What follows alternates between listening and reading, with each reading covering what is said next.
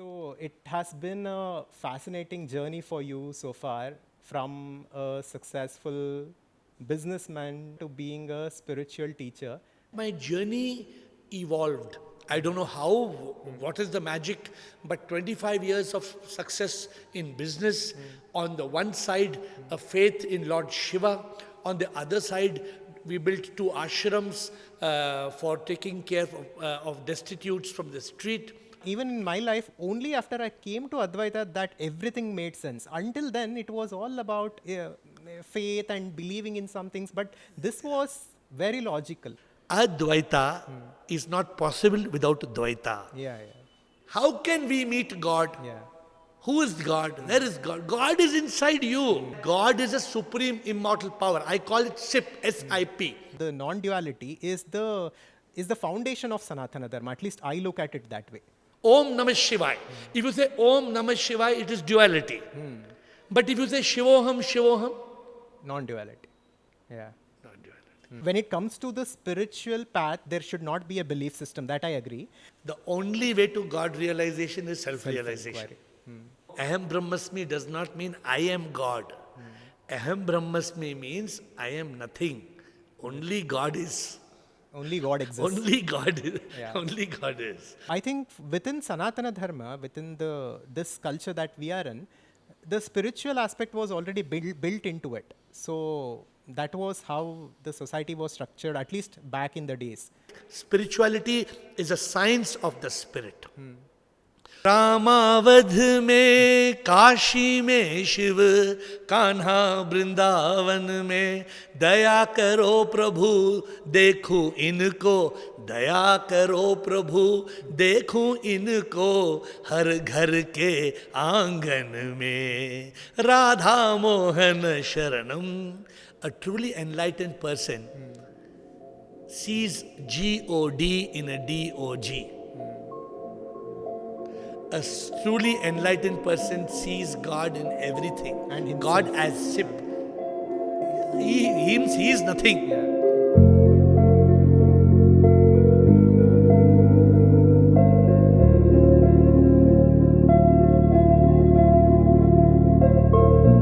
Namaste everyone. Today we have with us AiR, a spiritual mentor, author of more than 70 books, a singer and a philanthropist. Also, a happiness ambassador. What a beautiful title that is, a happiness ambassador.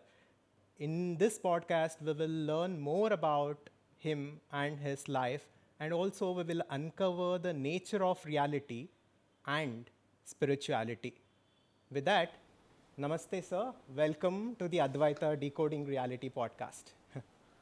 Thank you, Sujan. Thank you. Yeah, before we start, I'll just mention you a small story. So, when we were young, our parents were, they used to take me, my brother, my cousins to Bangalore, and we used to visit Kempfort. So, I have a lot of experiences there, and that amazing toys and the games and the huge Shiva, that statue and all that. I still remember the glimpses of it, and I was, I didn't know that it was all from you. When I was, reading about you, I learned more about that. So I just wanted to say that, just to mention, just to start with your story. So it has been a fascinating journey for you so far, from a successful businessman, from a developer to being a spiritual teacher. So just take a few minutes to talk about your story before this. What was life like before all this? So, Sujan, like you rightly said, people know my life as the life of kids camp and camp fort. Yeah. And it's good that you saw the Shiva temple. Yeah. And I was praying to Shiva. I was praying to Shiva for 40 years and kept on praying. And my bhakti was so strong that my bhakti ultimately became bhakti yoga. And I evolved from that journey of Om Namah Shivaya, Om Namah Shivaya to Shivoham, Shivoham, Shivoham, Shivoham. So yes, the journey, I always tell people this, that my first 15, 16 years were just years of a child. Then it took me 25 years, 2.5 decades of success and success from one peak to another peak. And I thought that success is happiness. And I went on going from one peak of happiness to a higher peak, and one Maruti car to Mercedes and to limousine, and you keep on having more pleasure and pleasure.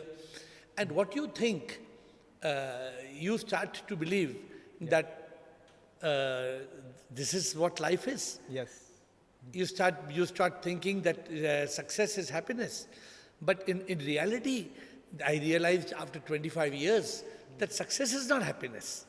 I mean, I realized that, it was 25 years that it took me to go on a talash, go on a quest.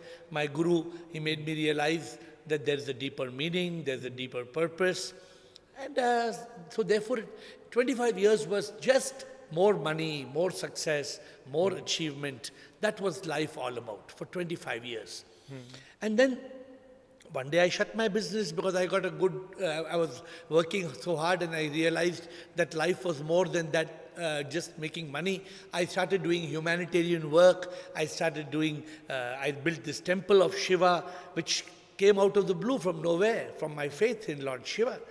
And then, and then it happened that from nowhere I got a flash from Shiva that built a Shiva statue, and there was no money, there was no land, but there was a vision from Shiva. And for me, Shiva was everything. For me, my bhakti, my faith, going to the temple, the Sringeri Shankaracharya came and inaugurated that the statue, and there were millions of people who came. So all I'm saying is that my journey evolved. I don't know how, what is the magic, but 25 years of success in business. On the one side, a faith in Lord Shiva. On the other side, we built 2 ashrams for taking care of destitutes from the street. Hundreds and thousands, tens of thousands of people we must have picked from the street, and we fed them and clothed them and put them back on their feet. So this is the background to my story. 25 years from 16 to 40 was the journey. Then I shut my business. I shut my business, and for about 5 to 8 years, 5 years, I was just traveling around the whole world, discovering Iceland and Finland and Greenland and New Zealand, and kept on going till I went to Antarctica. And in Antarctica, I was playing with the penguins, and my life was blissful. I mean, people would look at me and say, "Your life is so beautiful, what more do you want in life?" But then I realized that, no, my guru made me understand there is a purpose. My guru made me understand that there is a deeper purpose, there is meaning. And then I decided to go on a talash. I went on a quest, I went on a search, and I got an awakening. People think to get an awakening is something very mystical and magical, and they think that, to be enlightened is something non-human. No, it is only human. It is only a human being who can be enlightened. And every human being has a right to be enlightened. So with that is the background, I went on a search. I bought hundreds of books from Ramakrishna Mission, from Chinmaya Mission. I bought all the books of Swami Sivananda, Divine Life Society. Whether it was Hinduism, Islam, Christianity, read the Bible, the Quran, the Bhagavad Gita, went to Adi Shankara's texts in detail, Viveka Chudamani, Aparoksh Anubhuti, Atma Bodha, Tattva Bodha. I went through hundreds and thousands of texts and books. And suddenly on the 31st of August 2014, I got that spark. So that is the background to that spark, where I got that, what in your words, since your channel is called Adhvaitha, that spark which makes us realize the non-duality, which makes us realize the oneness between me and the divine, that me and God are not separate, we are one. That was the realization on 31st of August 2014. Yeah. Yes, sir. So let's come to that exact point of realization, right? So I'm very fascinated with the concept of enlightenment. Of course, studying about that in scriptures and reading it from books is different, and experiencing it firsthand is very different. So, coming to that exact point of enlightenment, how was that for you, and how was life right before that and after that? How did life change? So, Sujan, when we get knowledge, we can get knowledge in a college. You can go and you can read a book and you can pick up knowledge, correct? Yes. So I read. What did I read? I read Tattva Bodha. I read that this body has got a brain, a kidney, heart, lungs, blood, bone, tissue. I read all these things. 5 layers of the body, Annamaya Kosha, Manomaya Kosha, Pranamaya Kosha. We read. I got all the knowledge. I had knowledge. What is the knowledge? This body will die. Yes. Okay. When this body dies, why will my family burn the body? Because I am not the body. The family understands I have left the body. Correct? What do people say? He passed away. So, got the knowledge. First there was all pieces of knowledge. I am not the body. Then I tried to find mind. I did so many studies of Drig, Drisya, Viveka, the seen, the seer, this is the object, this is the subject. I did all the studies. I got the knowledge. But on the 31st August 2014, one Sunday morning, I took a flight from Paris to Bangalore. I put all those realizations. What realization? I am not body, I am not the mind, therefore I cannot be the ego. I am the soul. What is Atma? Atma is S-O-U-L, spark of unique life. Then who is God? Where is God? Is God an old man sitting up in the sky above the clouds, long white beard? How when we are children we are taught the lie that God lives in the sky. So all these pieces of knowledge, there were some realizations that I had over the talash. I used to go on retreat before 2012 and 2013. I had some knowledge. For example, anybody can, you and me are talking, anybody can listen. What is the problem? It's understandable. It is not a difficulty. Yes. But on that day, on the 31st of August, what they call that aha moment, I got that awakening. What is that awakening? OMG. Oh my God, I am not Ravi. I am not Ravi. I am the Atma in Ravi. I am Atma in Ravi. Atma in Ravi. As I kept writing, I am AiR, AiR. Now when this realization came, what's that feeling? You fool. The feeling came, hey you fool. What are you doing? What are you wasting your time? Next morning, I mean not after 2 days, next morning, 1st September 2014, I shut everything. I said, I am not doing. I will not sign check. I will not run business. I will not do it. Why? This is called awakening. Awakening is that moment, then when you awaken, then there's a transformation. Awakening means the moment when that worm, that's like a caterpillar, that's crawling, the moment you become a butterfly, your wings are open and you're flying, that feeling that I am no more a worm, it's over. Yes. That is the kind of feeling. That feeling. And it's not that, it's not a feeling of being superhuman. It's not a feeling of ego becoming blossoming or, no. That realizing that I am nothing. Realizing that I have become one with the divine. That flash came to me, Aham Brahmasmi. That flash came to me, Neti Neti Tattvamasi. All this I read before. Yeah. But I could not put the pieces together. I always, out of my 82 books, one of the book is called the Spiritual Jigsaw Puzzle. So it was like in the flight, Air France flight AF192, I was putting the pieces of the puzzle in a piece of paper. I was writing. Suddenly, Sujan, suddenly when you put all the pieces of a puzzle together, suddenly what happens? Oh, you see the picture? Yes. So the picture emerged. What is the picture? Not this. You are that. Yeah. That picture, that moment, that spark, that feeling of awakening, that ananda, that bliss came in that moment. And it is such a fascinating thing, right? Because even before that moment, you had already understood everything. Obviously, most of the texts that you Yes. mentioned, Tattva Bodha, Atma Bodha, Aparokshanubhuti, Viveka, all this I have studied. So technically, you understood everything even before that moment. And the same body, the same mind, everything was there even before that, and the same thing continues, the same knowledge continues. But yeah, I know that it is very difficult for the mind to understand what enlightenment is.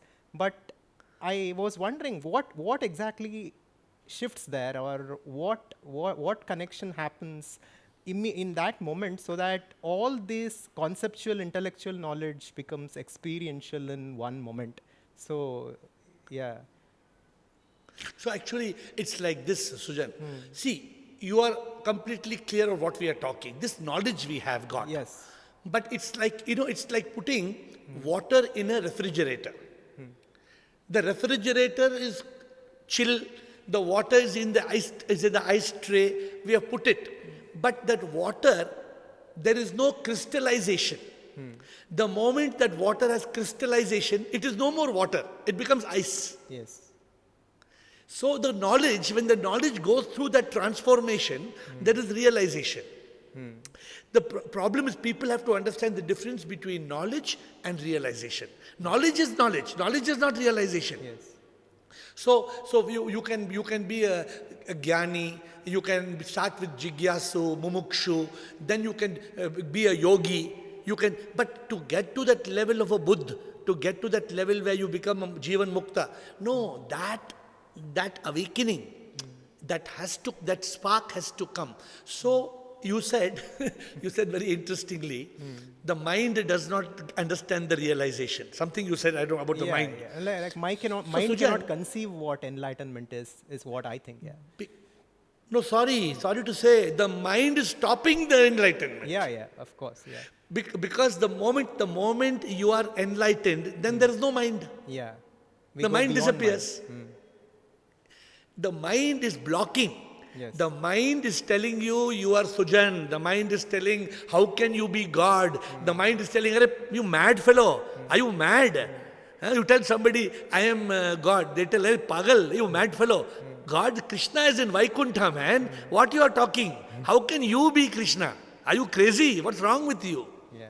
So then when the realization comes, many people ask me, Aham Brahmasmi, Aham Brahmasmi, you are God. I say, no, Aham Brahmasmi does not mean I am God.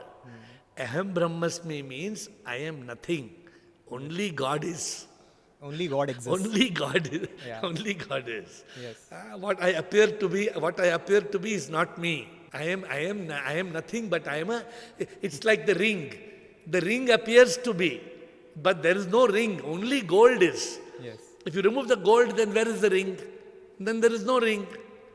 Since you've studied Vivekananda, I think he has also given this example. Yes. That the ring is only a manifestation of gold. Yeah. You and me, we are manifestations. But there is no realization. Sujan, 99% of this world don't want to even listen to this podcast. Yes. They are not interested. For them, they don't want enlightenment. They want entertainment. Yeah. For them, entertainment means pleasure is happiness. Now, pleasure is not happiness. They are not even starting the talash, the quest, the search. Many people, I'm writing my new book. My new book is called Spiritual Initiation. Many people, they come and tell me, Guruji, will you do initiation? I say, what is this initiation you want to do? No, many gurus, they will touch the head, then they will give secret mantra in the ear, then we are initiated. I said, what is so great about being initiated? You can initiate means to start. Yes. Anybody can start the journey of God realization, right? So this is, so just to conclude your question, knowledge, anybody can have. Yes. Realization, 1% who go on a quest, of that 1%, I think Vivekananda also says, only 1% gets the realization. Yeah. So 1 in 10,000 will get the realization. And 1 in 10 lakhs will ultimately, of course this is some numbers cannot be exactly proved. Yeah. But 1 in 10 lakh people may be liberated from this samsara, this maya, this leela or bhoga. It's like that. But the good thing about this pursuit is, in our community, we create content around all this a lot, and the more people go into it, the more I go into it. Even keeping enlightenment aside, just the pursuit itself will give us fulfillment. Understanding this reality more and more, understanding what this ego is, and going beyond this ego, just by that journey itself is obviously more fulfilling than what I used to do before. So yeah, at least that fulfillment is there in the journey. But I think that absolute fulfillment is possible through that enlightenment. Sujan, yes and no, Sujan. See, let me say, the people who are only partly in this journey, then they are neither here nor they are there, Sujan. So what they are doing, Sujan? So first, at one point, the samsara is pulling them. Yeah. Samsara is telling, come, let's go for a movie, let's watch match, let's buy a new mobile phone. One direction we are going. Yeah. Then when they are coming on the spiritual path, then the friends are laughing at them. What man, you fool, you are doing this. No doubt, see, when you start with meditation, contemplation, even if there is no realization, that will give you peace. Yes. And peace is the foundation of happiness. So no doubt what you're saying is 100% correct. Yeah. Pleasure is not happiness. Pleasure is ephemeral. Pleasure is momentary. It will come and go. Yeah. But eternal bliss will, forever it will flow. But the intermediate, what you spoke, that pursuit of enlightenment is fulfilling, but we do not even experience 1% of the ananda that comes from that Satchit Anand, from being in that state of awakening. That of course, I think we must give it. It is not a matter of whether you can be enlightened or not. You can. Yes. Anybody can be enlightened. Yes. Anybody. If a person says, I will not take no for an answer. Prabhu, Prabhu, Prabhu, Prabhu, Prabhu, Prabhu, I want God, I want God, I want God. If the pursuit is passionate, Yes. you will be enlightened, according to me. Yeah. Swami Vivekananda also says, if you show the amount of interest to spirituality that you show to your business, to your career, that's sufficient for you to take to enlightenment. Absolutely. Yeah. It is not a high-tech, it is not a complicated matter, no, Sujan. Yeah. It's not that you need to have wings like a bird to fly up to the moon. No, it's nothing. It's my own nature that is- I'm pursuing. Yeah. Yeah. It is the ability to go, what Buddha said, apodipo bhava. Buddha said, go on that inner voyage. What Ramana Maharishi said, Nan Yar. Find out, who am I? Tell me, why is it so difficult? Yeah. You know it. Why is it so difficult to understand I am not this body? When I was born, 9 months before my so-called birthday, there was no body. Where was the body? Yes. This body is keeping on changing. Why is it so difficult to realize? We say my hand, my ear. Yeah. I think for me at least, when I contemplate on this, when I study this deeply, when I listen to some deep lectures, and at that moment, the momentary glimpses are there. Obviously, if I sit in meditation and look at what this ego is, the ego vanishes. There is nothing called as Sujan. Like it's all made up that we can understand. But to sustain that, but again, once we wake up and once we get involved with the world, again the mind is active and there are thoughts. So sustaining that is the question. No, so there is a method. The method, Sujan, is this. Yeah. See, suppose you are so keen on the subject. Now, what happens is we remain in a state of yoga. Now, people think yoga means asana. People think yoga means pranayama. No. Even Patanjali has clearly told, yoga is niyama, yama, niyama, asana, pranayama, pratyahara, dharana, dhyana, samadhi.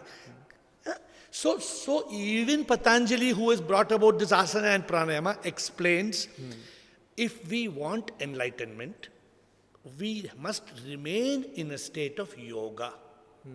So Sujan, if I go from yoga, bhoga, bhoga, yoga, yoga, bhoga, bhoga, I cannot be enlightened. Just to give you an example, if I put water in the fridge, If I switch on the power, I off the fridge, I on the fridge, I off the fridge, I on the fridge, I off the fridge. Will ice ever be formed? No. Ice cannot. You make cup of tea.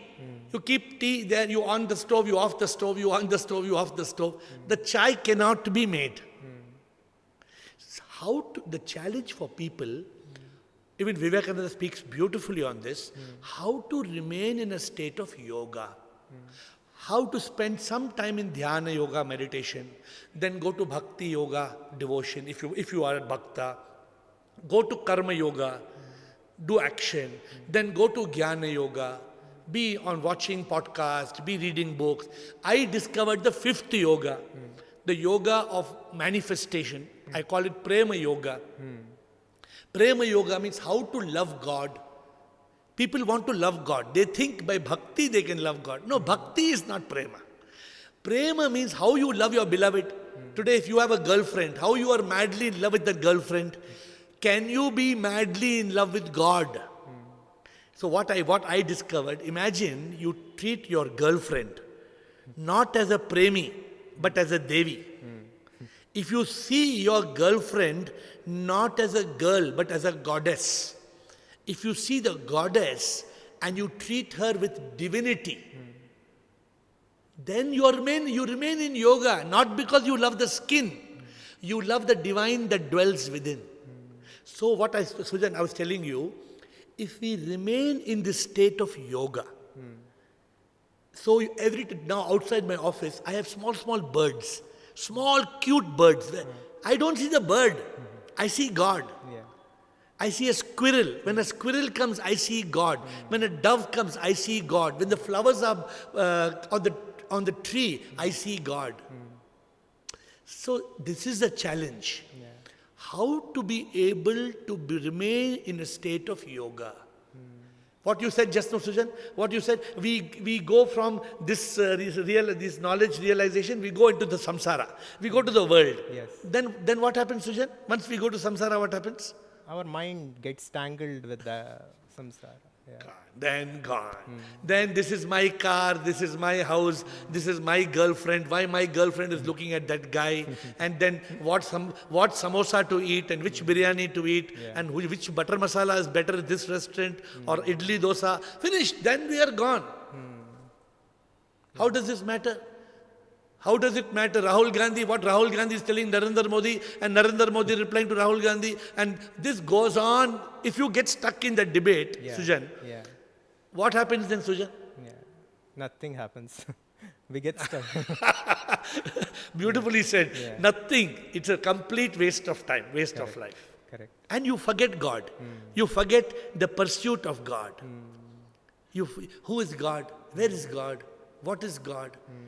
Then we believe in our religion. Our religion tells just do this mantra, do this puja. Do we ask the question, what is the meaning of this puja? Why I must do like this? Blindly we are doing the puja, blindly we are following. So this is the way. I'm saying, I hope I'm not elaborating too much. I don't know whether I'm elaborating too much. It was a clear explanation. Yeah. So sir, and like I just wanted to understand from your perspective, how is your life after this experience? Like, does your mind, like, will your mind ever trouble you, like, for anything? Like, because there are challenges in life, right? Like, there are many things that happen which affect us. So for a person who has gone through that, how will life be like? Does nothing affect him? So Sujan, as you're talking to me, can I deny that this is my body?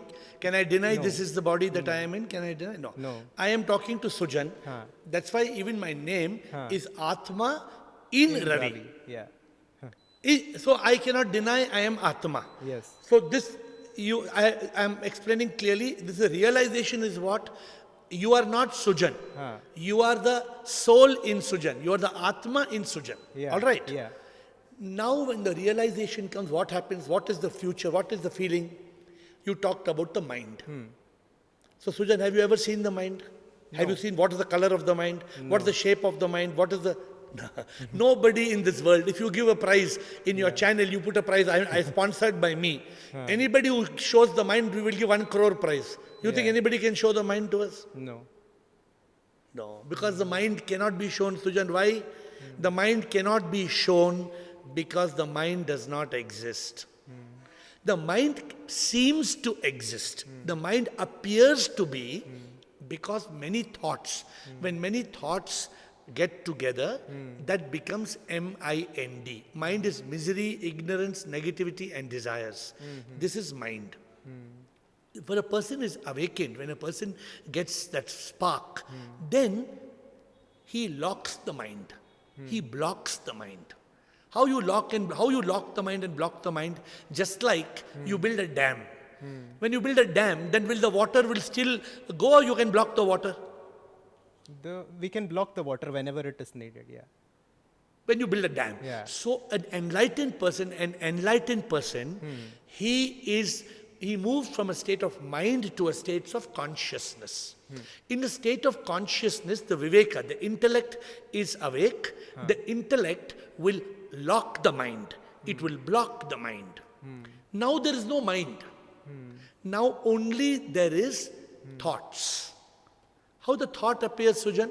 Thought will appear one by one. Yes. Gently. Like in a cable car. How the cable car comes slowly, one by one cable car. Yeah. It comes in order. So otherwise, what the mind is doing? Mind is creating fear, worry, stress, anxiety, regret, shame and guilt. The mind is creating depression. For the awakened person, there is no mind. There are only thoughts as he lives in consciousness. The ego, apart from the mind, the next thing for an awakened person, normally the ego was creating 7 monsters. The ego was creating anger, hate, revenge, jealousy, pride, greed and selfishness.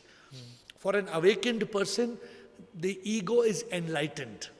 What's the meaning? Ego is enlightened means the awakened person says, I am not I. The awakened person does not say there is no I, but the awakened person says, I am not I. You're getting right what I'm saying? But the word, I read it from you, that the enlightened ego, but that word seems like it's a contradiction, right, sir? Because ego is by its nature darkness and enlightenment is light, and we are putting it both together. There is no contradiction. Let's good question, so let us discuss this question. You say the enlightened ego is a contradiction, correct? This is your submission. It at least sounds like a contradiction, yes. So Sujan, as long as we are not enlightened, we use the word I. Yes. Every day we use the word I. Yes. I am Sujan, this is my house, Adhvaitha is my channel, this is mine, that is mine. I, me and mine is the ego is telling, correct? Correct. But when the man is realized that I am not this body, I am not the mind, then who am I? I am the infinite If consciousness. Then how can this channel be mine? How can this house be mine? When I am not the identity which I have as Sujan, when I am not Sujan in reality, then how can I own something that Sujan owns? When Sujan this is Sujan's car, but I am not Sujan, then how can this be my car? So when the ego is enlightened, Sujan, the ego, for example, let me give you an example. I can get angry at you. Normally I can get angry at you. Yeah. But when I realize I am not the body, I am the Atma. You are not the body, you are Atma. Your Atma, my Atma, both are Paramatma. If I realize, then will I get angry at you? No. Will the right eye get angry at left eye? No. Has your right hand ever smashed your left hand? No. Because this you know. What you know? This is also my hand, this is also my hand. But let somebody come and put their hand in your pocket and take out your purse. Will you keep quiet? No. No, we cannot keep quiet. Nah. Yeah. We will immediately react. Yeah. But the enlightened ego, there's no contradiction. The enlightened ego, so Sujan, just to clarify, the ego cannot go away. Many people say you should kill the ego. Cannot. You cannot kill the ego. Why you cannot kill the ego? Body is Till you are alive. Yes. Till you are alive, the ego is, but the ego can be enlightened. Then you are, the ego says, I am not I. So this I ego, hope I have clarified. Yeah. So, and this ego is what we are born with, and every animal, every bird, everything has this identity for itself. And Absolutely. And for an enlightened person, when he is awake, he is simply playing a game with this ego. He knows that he is not that, but that he plays a game. And let's say an enlightened person sits in meditation and he completely enters samadhi. At that point, there is no enlightened ego. No, at that point, there is nothingness. There is correct? nothing. When you are in samadhi, what are you? He suppose is you're one with sitting the like this. infinite. But even in that one with the infinite, he is aware. He is aware that he is in samadhi. That awareness is there. That awareness that I am Sujan, I am in samadhi, and I am not Sujan. I am not dead. You are when a person in samadhi, are they dead or they know they are alive? They know they are alive, I think. Yeah. They know they are alive. That if they don't know they are alive, think about it, then they have gone to sleep. Then they have reached the state of sushupti. In sushupti, in the state of sushupti, there is a state of non-apprehension. See, in a Jagrat state, there is apprehension. In Swapna state, there is misapprehension. In Sushupti state, there is non-apprehension. Correct? Yes. In Samadhi state, what is there? There must be apprehension because it should be they have to be conscious there. Yeah. There is Satchit Anand. Yes. You enjoy that state of Satchit Anand, what the Buddha called nirvana. You enjoy that nirvana. So tell me one thing now, you tell me. You please tell me, Sujan, since you are so advanced. If you are enjoying Satchit Anand and if you are enjoying nirvana, then the enlightened ego is there or not there? Like, if I have to, yeah. No, wait. Let me put one more question to you. If I am enjoying Satchit Anand, then what's the difference about me enjoying and you not enjoying? Are we both enjoying? No. Who's enjoying? The one who is enlightened. So who's that one? That is the ego. That is the Atma. That is that state of being in that Atmic state. But that awareness is there. I am not the body mind. The body mind is not enjoying the Satchitanand. It is the pure consciousness. What they call this pure consciousness, when the pure consciousness becomes one with the supreme consciousness, with the divine consciousness. Practically, is it becoming one or the connection is there. The connection is there, but it has not yet become one till the moment of moksha, till the moment of death. Okay. My conception. I'm giving you for my understanding of samadhi was since our nature is that infinite consciousness, and one who reaches that state is simply there as what he truly is. I think. Yeah. But yeah. Yes, Sujan, I think this is a wrong. I'm sorry to tell you, but I want your because you're a very intelligent person. I want you to confirm your thought to me here. Let me explain this to you. I'm just putting out whatever I. No. With all humility, we are discussing. We are not in an argument. We are discussing, no, Sujan? Correct. So let me explain to you. See, this is what, don't mind me telling, and this is something Absolutely. I get very upset. I get upset when I have one person working with me. She believes in one Swami. That Swami has gone into Samadhi. Now that Swami is in the ice from last 10 years. That Swami is in the ice. In the ice. Okay. In freezer from 10 years. Okay. So you believe that Swami is in Samadhi from 10 years? No. Why do you say that Swami cannot be in Samadhi from 10 years? Most probably he will be unconscious at that. He can't be alive, no, Sujan. God has made, the divine has made in such a way. This is where the myth comes. See, the problem, there's a very fine line between the truth and the myth. Yeah. I hope you agree with me. Yeah. Are you just imagine you go in a state of samadhi. Okay, Sujan. So now you are without food, without water. You will be without food and water for the next 5 years. No. How is it possible, Sujan? You know the you heard that rule of 3, right? You can breathe, you can avoid breathing for 3 minutes. You can stop drinking water for 3 days. You can stop eating food for 3 weeks. You agree? This is, practically what I'm saying is okay? Yeah. This is normal. Oh, one year I don't eat food. You believe I'm in samadhi, 1 year I don't eat food? No.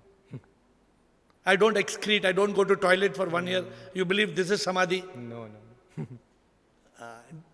Now these are the stories we are told. You know, the problem is this now. The problem is that some Babaji is alive from 5,000 years. Now everybody is going after that Babaji who's alive. Now we can believe. Everybody can believe what you want to believe. But then why we have got buddhi? Why we have got intellect? For what we have got intellect? What did Vivekananda say? Vivekananda said, use your intellect. Correct? Am I right? Does he talk a lot about intellect or not? Correct, yes. I cannot talk any nonsense to you. If I talk some rubbish, you have to immediately tell me you're talking nonsense. Correct. Yes. And please do tell me. Yes. If anything I'm talking is nonsense, you please tell me. So go ahead. Yeah. So now, sir, let us come to the nature of reality and the nature of self. And I wanted to discuss regarding the 4 Mahavakyas from the 4 Vedas. If we look at our scripture, like almost every text, every Upanishad, every Purana is telling us the same thing about the nature of reality. That is what we have been discussing so far. So please take some time to explain for people who might be listening for the first time, how can they understand this reality?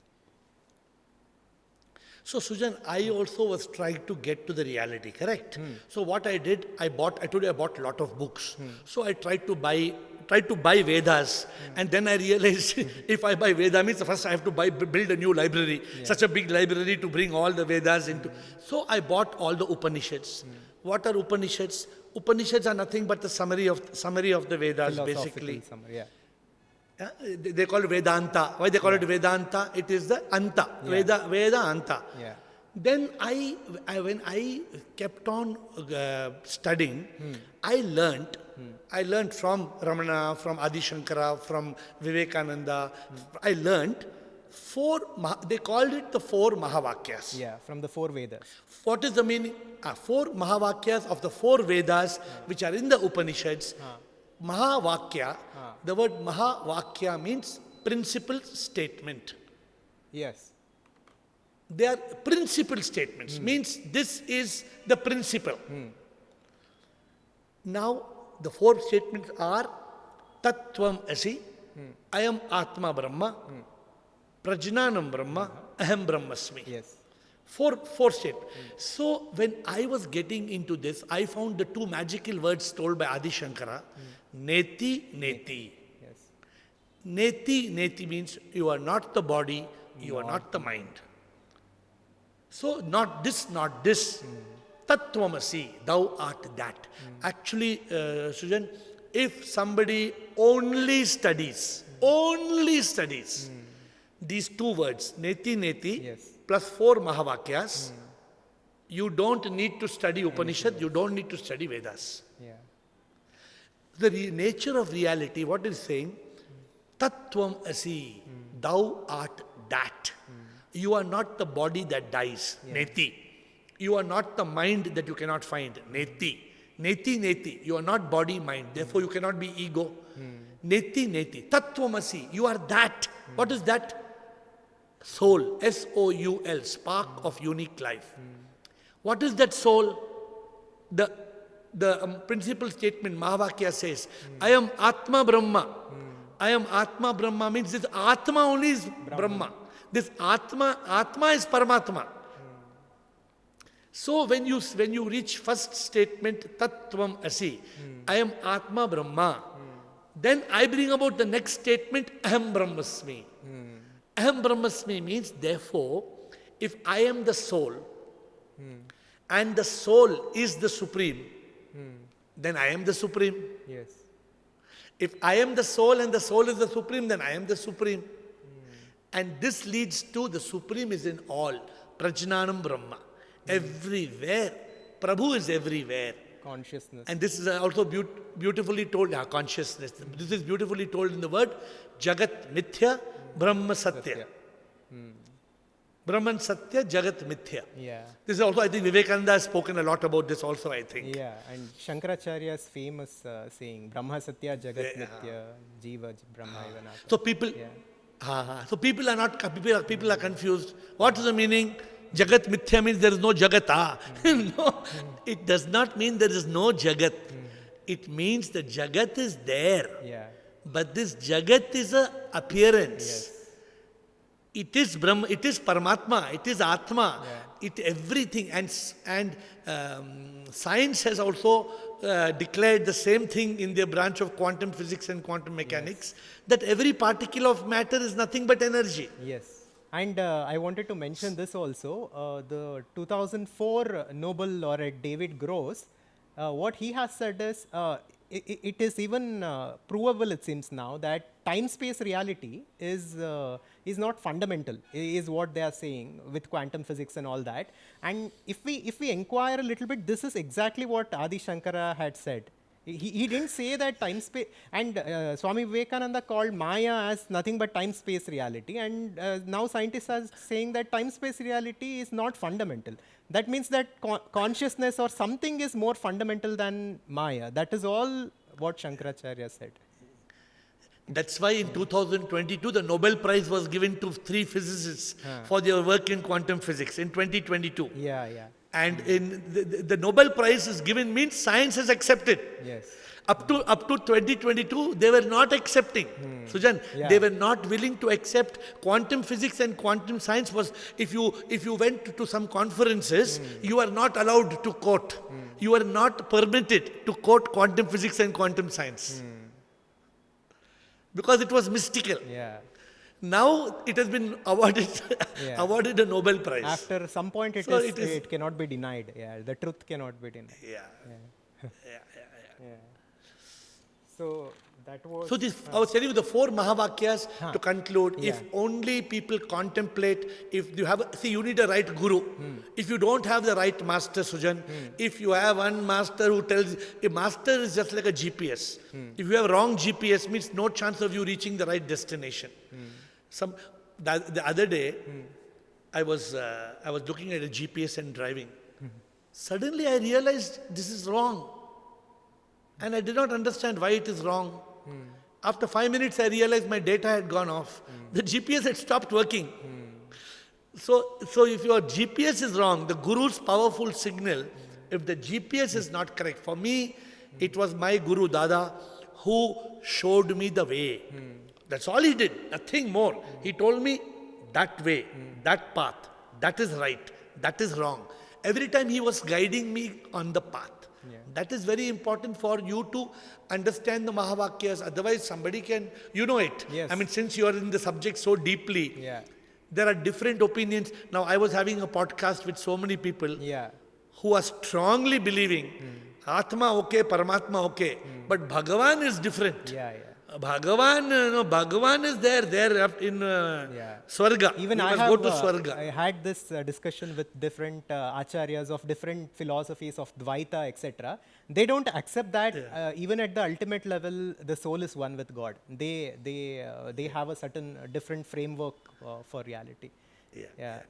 But I wanted no to point in arguing. I wanted to ask you regarding that also. How can we reconcile that? Like because so many perspectives.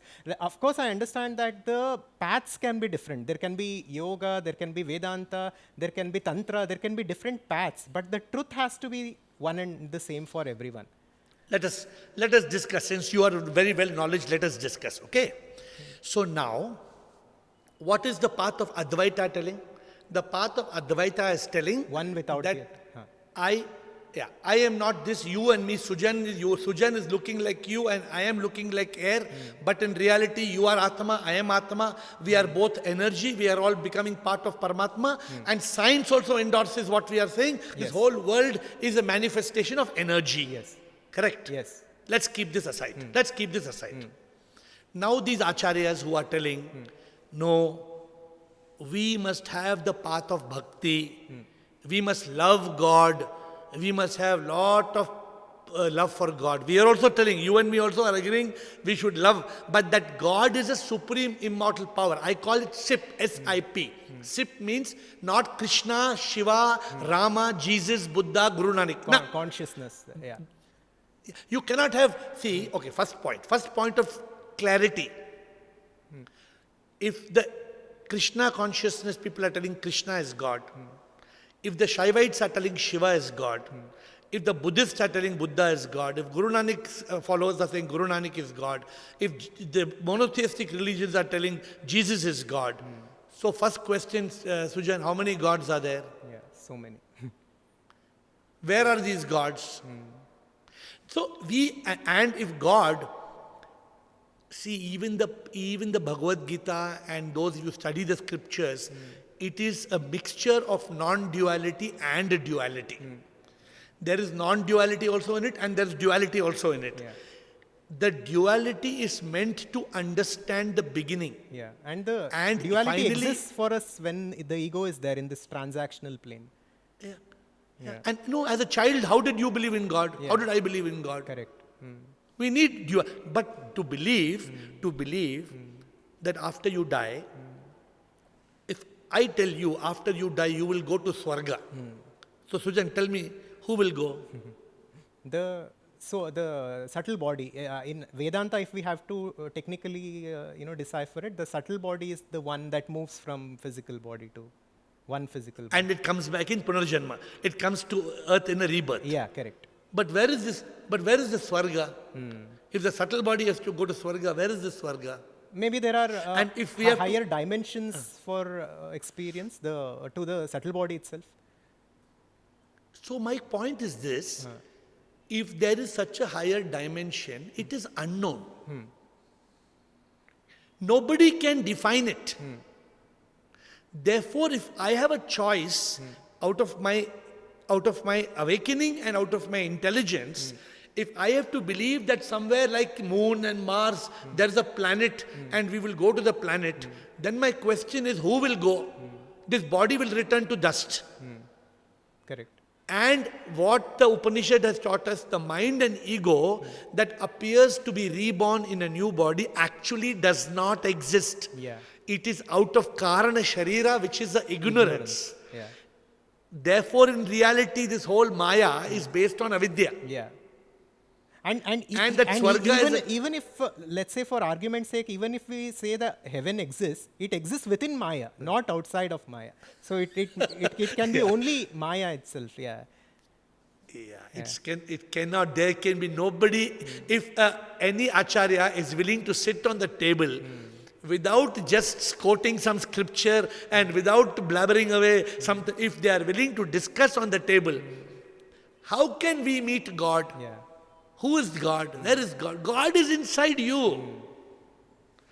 That's why when we listen to scriptures, why does the Bible say the kingdom of God is within you? The God lives in the temple of your heart. Yeah. Why the olden scriptures are telling like that? All scriptures, Sujan, yes. every scripture, telling Guru the Nanak same says Ekomkar, Mool Mantra, is all Advaita. Yeah.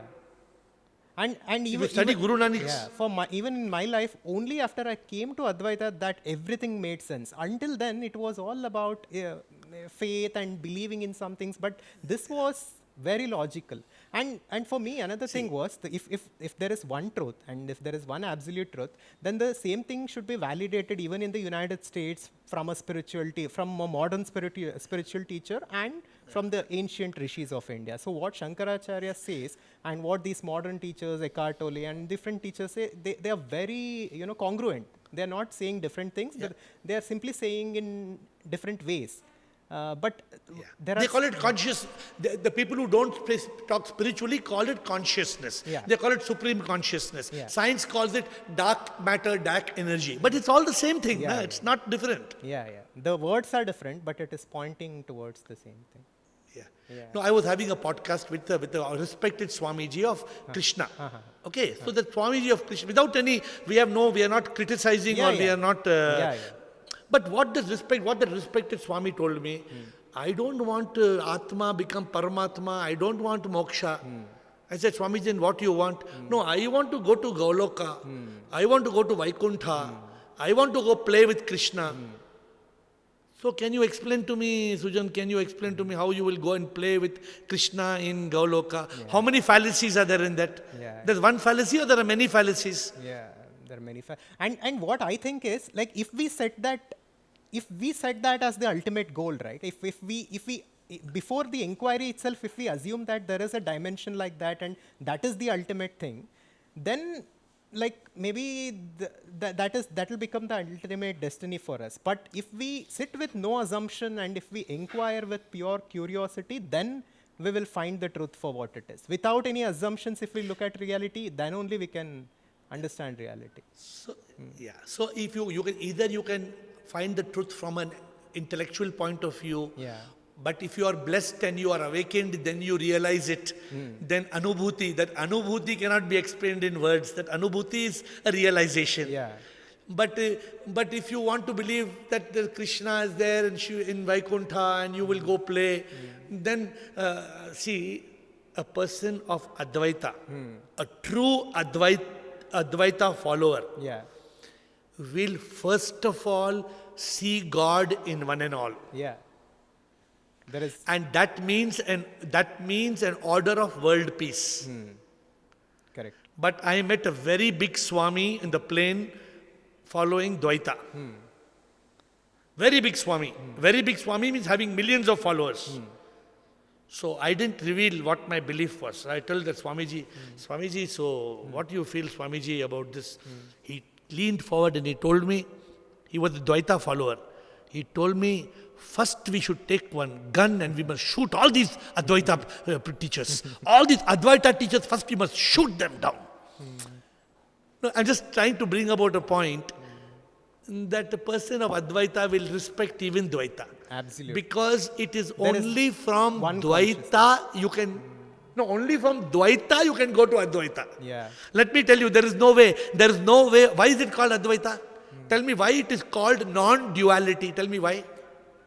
Because it is pointing us to the name itself is pointing us towards the nature of reality. There is one without the other. Sujan. Yeah. Yeah, Sujan, but I want to, if you don't mind me telling you, Yeah. one very important thing. Yeah. Advaita is not possible without Dvaita. Yeah. Non-duality is not possible without duality. Otherwise the word would not have been non-duality. You need duality. You need religion. You need kindergarten. Without kindergarten you cannot go to university. Yeah. Without duality you cannot go to non-duality.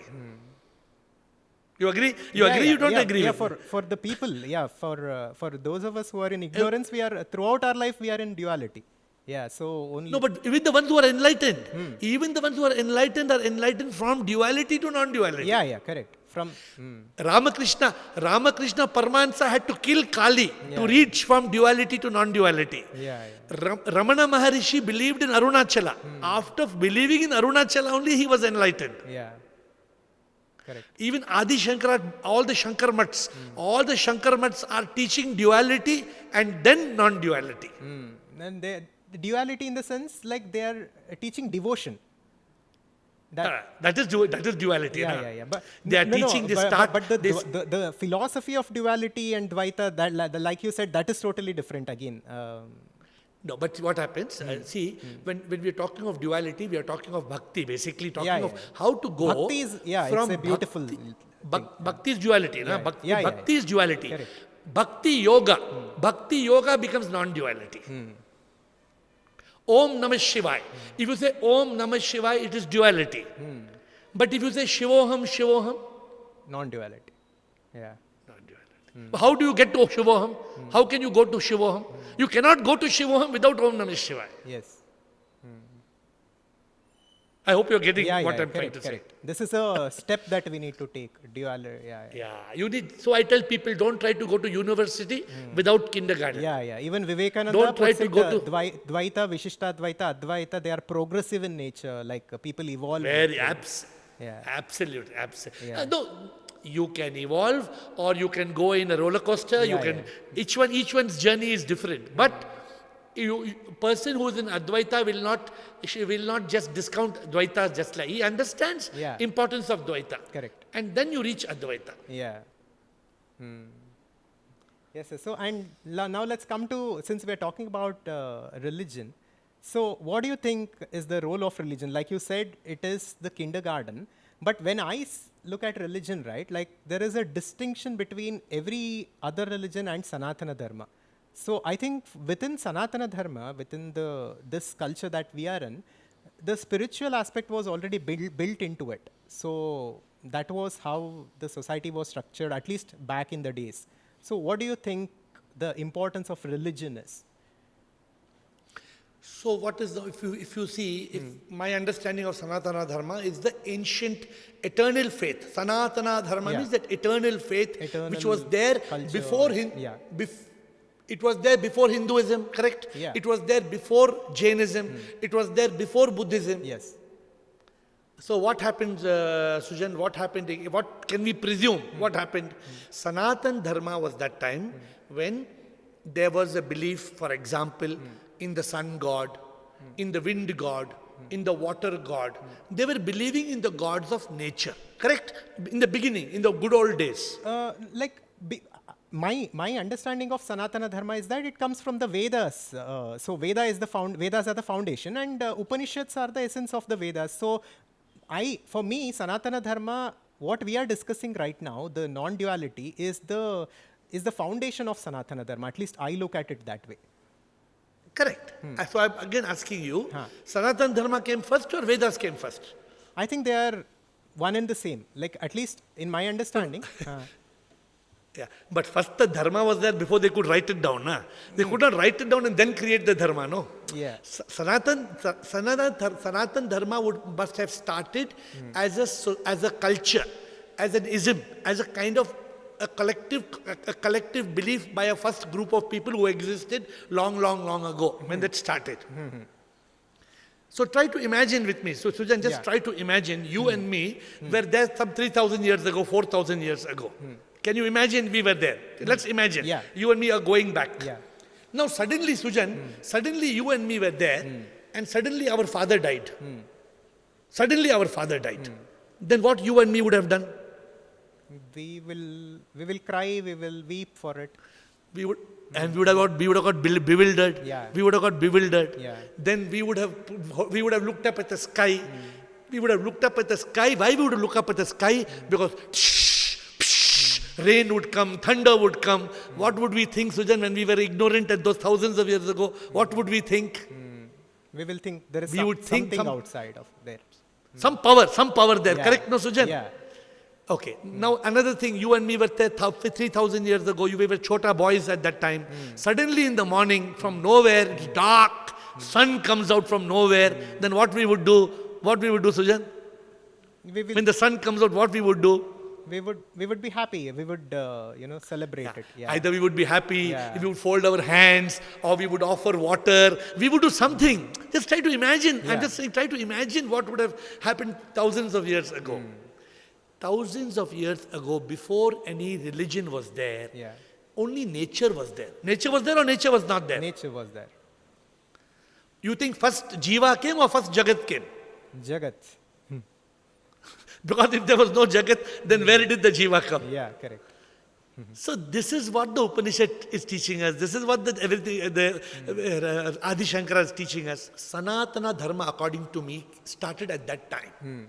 At that time when there was no religion, at that time when there were just these forces of nature, and human beings started to question. Now, you and me, jump to another land.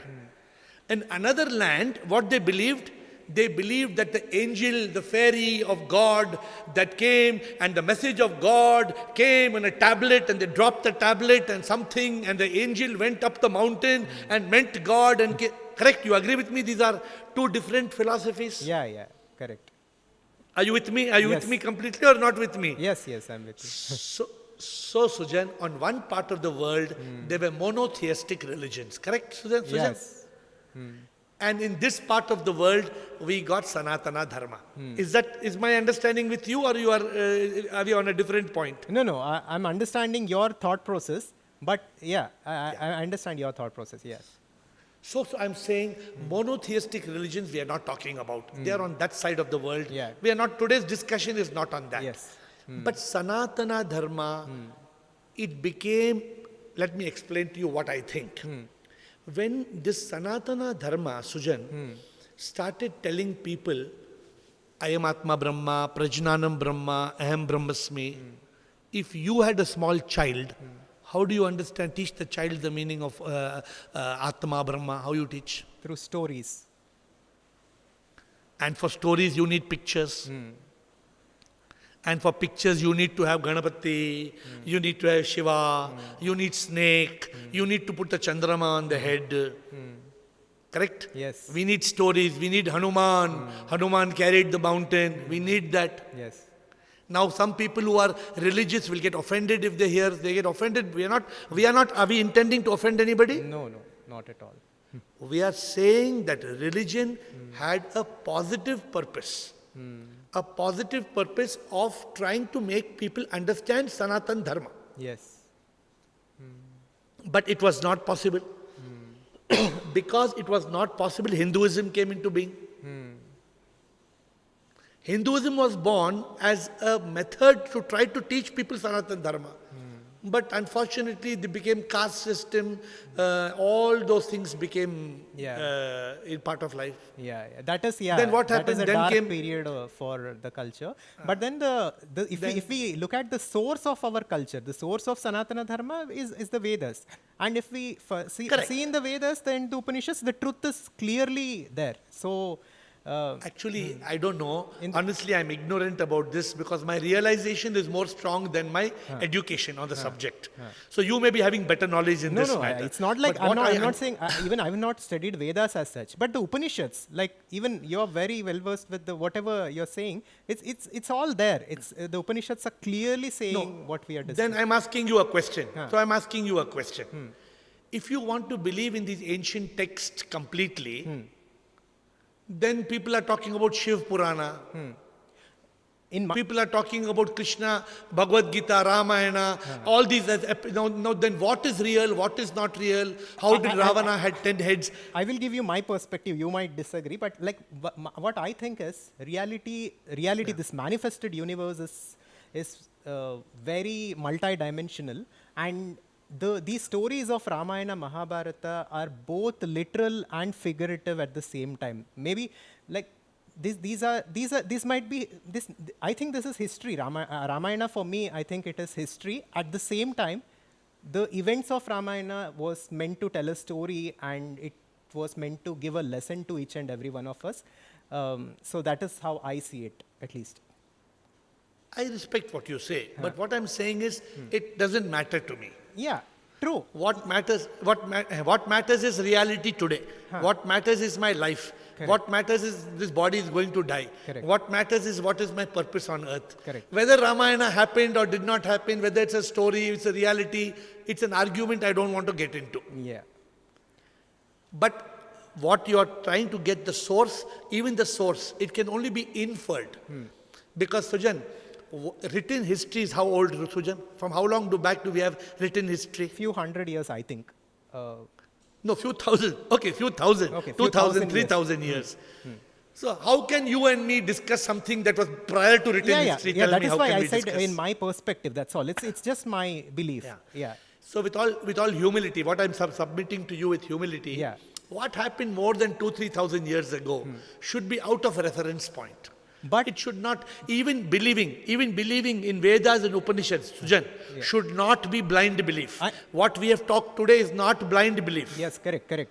when it comes to the spiritual path, there should not be a belief system. That I agree. But I'm saying the Ramayana, whether it happened or not, it is very relevant because the story of Ramayana influences the culture of beautiful. India. Yeah, because No, beautiful. yeah. Ramayana, Bhagavad Gita is very good. Yeah, I am not saying anything. I am not. And that is the ideal for society, right? Like for many people, for most people, like you said, they're not interested in Atman, Brahman, this philosophical conversation, but they're interested in the story of Ramayana and they want to emulate Rama in their life. Like they want to live like him. Absolutely. So that becomes a Absolutely. great moral, benchmark for the society, I think. Yeah. Unfortunately, while that is very good, that will never take you to God realization. Yes. That will never take you to moksha. The only way to God realization is self-realization. And the only way to self-realization is the Mahavakyas. This Correct. will take you to Upanishads. God. Yeah. If you want God, if you want to attain God, sorry to say, this is the way. Yeah, There is no other way. that is correct. Ultimately, we'll have to go beyond all the duality if we have to attain the absolute. Yeah.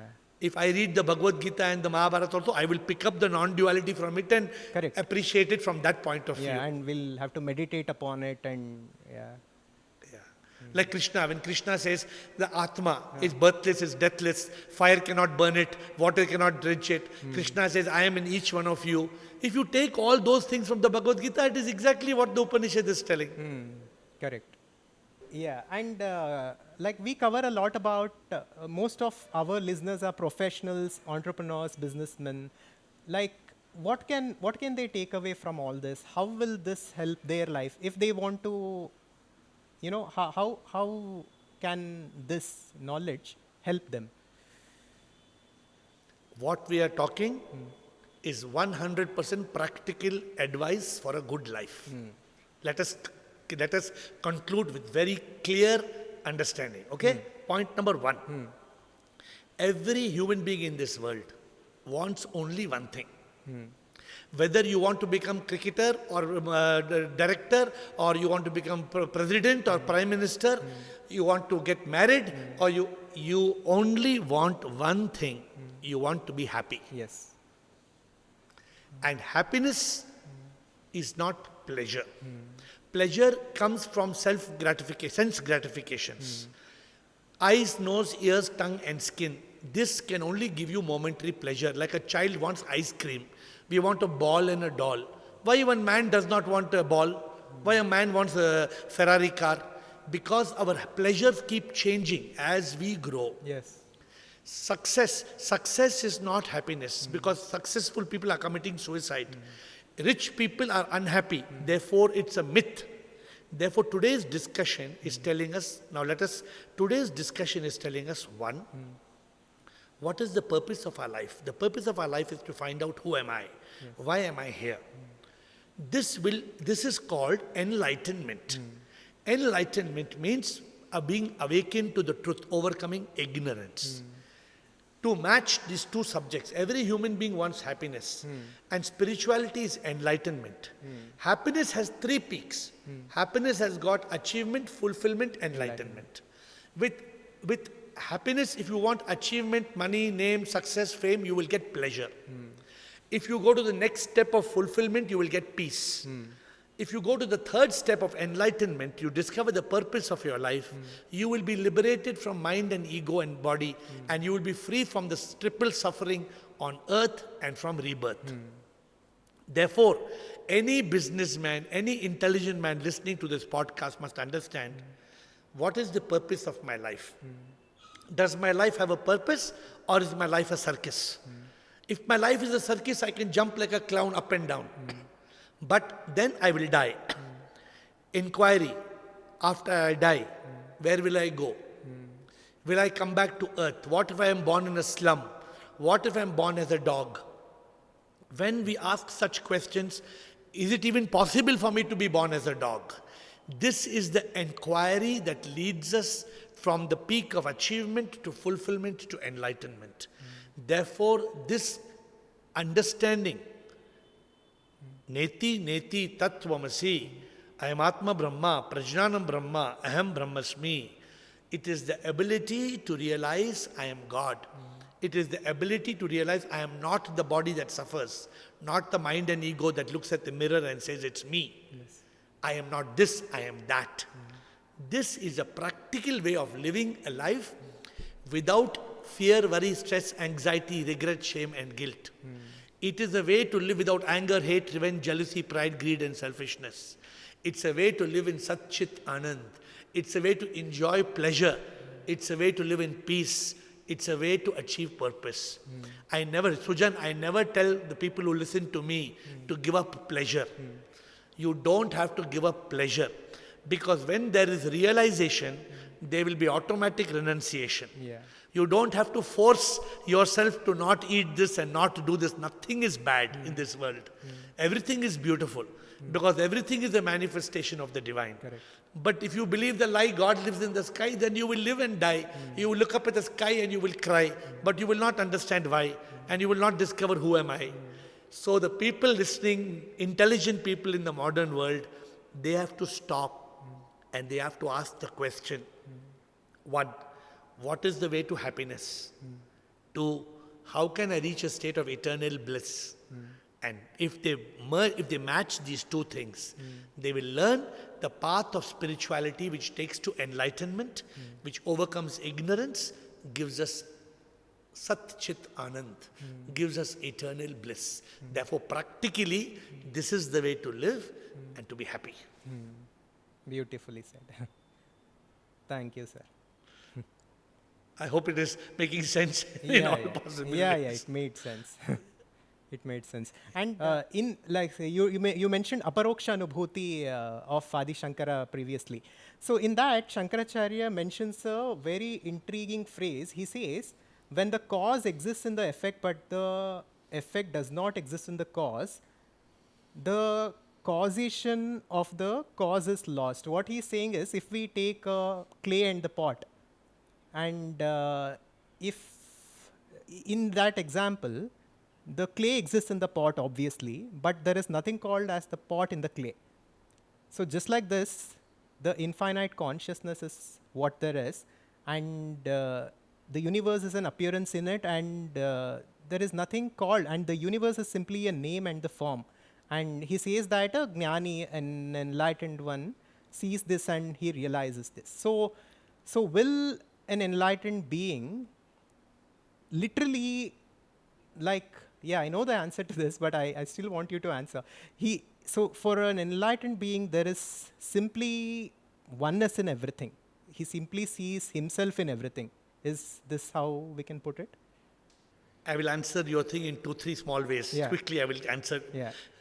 An enlightened person understands Purnamadam, Purnamidam, Purnada Purna, Mudacchatai, Purnasya, Purnamadaya, Purnamevavashishatai. That means the enlightened person understands that first there was the supreme immortal power. This supreme immortal power came as Ishvara. The Ishvara manifested as Jagat. And then in the Jagat, it manifested as Jiva. The enlightened person understands there is Prabhu in you, in me, in the butterfly, in the bee, in the tree, even in the mountain and the sea. Every particle of matter, even science agrees, if you take a particle of dead matter and put it under the microscope, there are electrons and there are nucleus which is moving, correct? Yes. So this is not some crap that you and me are talking. Yes. We are talking scientific. Spirituality is a science of the spirit. So my way of saying it for the common man to understand, 50 years back in Bollywood there's a movie. The movie said, Satyam Shivam Sundaram. Satyam Shivam Sundaram means Satya ye hai. Hindi is okay, right? To close in a few words of Hindi. Yeah, no problem. Satya ye hai ke Shiv hi sundar hai. Means the truth is that all the divinity is the beauty that we see. What you said, cause, effect. Common man cannot understand what you said. That pot and clay, right? But because for a common man, very difficult. What you tried to say, The pot comes from the clay. Yes. But if you take out the clay, then there is no pot. Yes. But in the clay, there is no pot. Correct. The clay by itself is clay. From the clay, we can make the pot and the plate and the statue. Yes. There is no ring in the gold. But there is gold in the ring. Yes. Whether it's a ring or the bangle or the chain or the necklace, there is gold in everything. So when we realize the enlightened person does not see the necklace, the chain, and the bangle and the ring, the enlightened person sees gold in everything. Yes. So the enlightened person does not see the pot and the plate and the statue. The enlightened person sees the clay. What is the clay? God. To somebody looking at this podcast, you will say, what am I wearing? They will say, you're wearing a t-shirt. Enlightened person will say, you're wearing not t-shirt, you're wearing dhaga. An enlightened person further will say, you're not wearing dhaga, you're wearing cotton. A still enlightened person will say, you're not wearing cotton, you're wearing this. So what is the ultimate cause of this t-shirt I'm wearing? God. It is God. It is sip. Sip. God is a very dangerous word. It is the supreme immortal power. Sip. In every particle of what I am wearing and you are wearing. Yeah. In the Panch Tattva, the 5 Tattvas of earth, water, air, fire and space, there is nothing but energy. So when people I tell them this song, I say, Ramavadh mein, Kashi mein Shiv, Kanha Brindavan mein, Daya karo Prabhu, dekhu inko, Daya karo Prabhu, dekhu inko, Har ghar ke aangan mein, Radha Mohan Sharanam. A truly enlightened person sees G-O-D in a D-O-G. A truly enlightened person sees God in everything. And himself. God as sip. Yeah, he is nothing. Yeah. The truly enlightened person says, मैं क्या हूँ कुछ भी नहीं, सब कुछ तुम ही हो प्रभु, तुम बिन मैं क्या कुछ भी ना, लहर एक हूँ मैं प्रभु, आता मैं जाता प्रभु, तू है समुंदर सारा, तुझ में समाता प्रभु, तुझ ही से मैं आता, कुछ भी ना. You are the ocean, I am a wave, what am I? Yeah. I am nothing. I'm nothing. So the enlightened person, that's why Namdev, you must have heard the story of Namdev, no? Namdev, he says, पत्ते पत्ते में है झांकी भगवान की, पत्ते पत्ते में, पत्ते पत्ते, every leaf, पत्ते पत्ते में है झांकी भगवान की, अनुभूति हो गई उसने पहचान ली, नामदेव ने पकाई रोटी कुत्ते ने उठाई, पीछे घी का कटोरा लेके वो भागे, बोले सूखी तो ना खाओ प्रभु, प्रभु घी तो लेके जाओ, बोले सूखी तो ना खाओ प्रभु घी तो लेके जाओ, क्यों रूप तू अपना छुपा रहे, जो दिखता है वो नहीं, सच में प्रभु है तू ही, मुझे एहसास हो गया है भगवान ये. What did Namdev say? Namdev, the dog took the roti and ran away. Namdev went running. Hey, Prabhu, Prabhu, Prabhu, let me put butter in the roti and give you. That is the enlightened person. He saw the reality in Who's, he saw G-O-D in the D-O-G. Yeah. Yeah. I hope I've answered your question, Yes. but in a long form. No problem. It was a beautiful answer. Thank you, sir. Thank you for sparing your time. Thank you.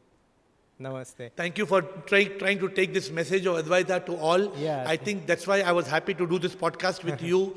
I saw that you are so committed to this Adhvaitha. Your name of the channel itself is Adhvaitha, so I was impressed and I thought we must have a discussion, and I hope this will reach people and people are able to open their real eyes to realize the truth. Correct. Definitely it will help. And I wish to meet you when I come to Bangalore. I stay nearby. So Please. Yeah, sure. I'll be very happy to meet you. We'll whenever have a you live conversation next time. Yeah. Namaste. Sure. Thank you. Thank you, Sujan.